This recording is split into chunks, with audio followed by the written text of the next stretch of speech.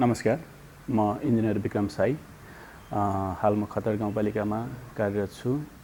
अहिले smart card एकाडेमीले organise गरेको procurement सम्बन्धी ट्रेनिङमा खासै हामीले जुन हरेक गभर्नमेन्ट अफिसहरुमा र नन गभर्नमेन्ट अफिसहरुमा पनि बेसिकली हुँदै गरेको कन्ट्र्याक्ट प्रोसेसहरु छ। सबै साथीहरु अब इन्जिनियरिङ ब्याकग्राउन्डको साथीहरु अवश्य पनि कन्ट्र्याक्ट प्रोसेसमा इन्भल्भ हुनुहुन्छ।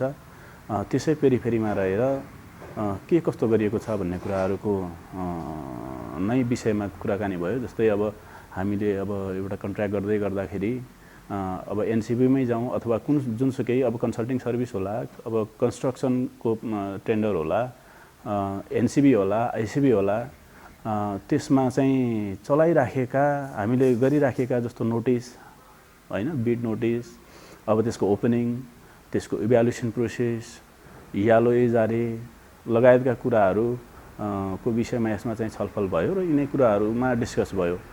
यसले गर्दा के भयो भन्नुहुन्छ भने अब हामीले गरिरहेको सामान्य एउटा नोटिस त हुन्छ, बिड डकुमेन्ट बनाउँदै गर्दाखेरि अथवा सुरुमा हामीले नोटिस गर्दै गर्दाखेरि नोटिस गरेका चाहिँ हुन्छौं।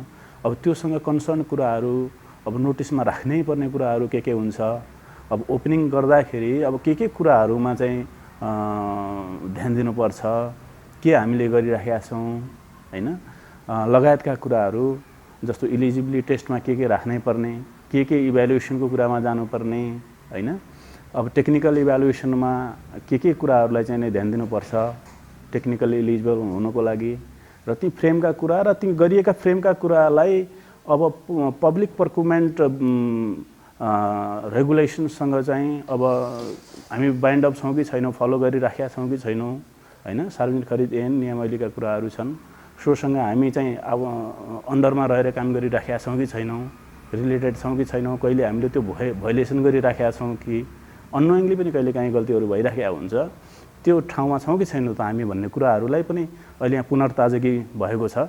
र ती कुराहरुलाई कुन कामहरु गर्दाखेरि त्यो एक्ट र रेगुलेसनमा भएका कुराहरुलाई कहाँनेर चाहिँ टच गर्नुपर्छ त, कहाँनेर हेर्नुपर्छ त भन्ने कुराहरुको अब यहाँ हाम्रो इन्स्ट्रक्टर सरले पनि त्यो शेयर गर्नु भएको छ र हामीले गरेका कुराहरु पनि यहाँ शेयर गरिराखेका छौं।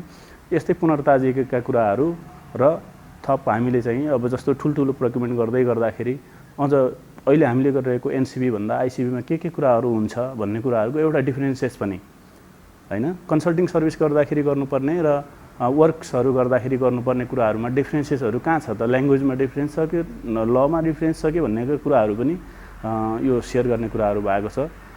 सन्दर्भ समग्रमा भन्दाखेरि एउटा फ्रुटफुल ट्रेनिङको चाहिँ अर्गनाइजेसन गर्नु भएको छ भन्ने हामीले महसुस गरेका छौं, जसले हाम्रो प्रोफेसनल लाइफलाई अलिकति इन्हान्स गर्न, स्किललाई चाहिँ इन्हान्स गर्न, एउटा टेक्निकल स्ट्रेन्थ बढाउनलाई सहयोग गरेको छ भन्ने कुरा चाहिँ महसुस गरेका छु।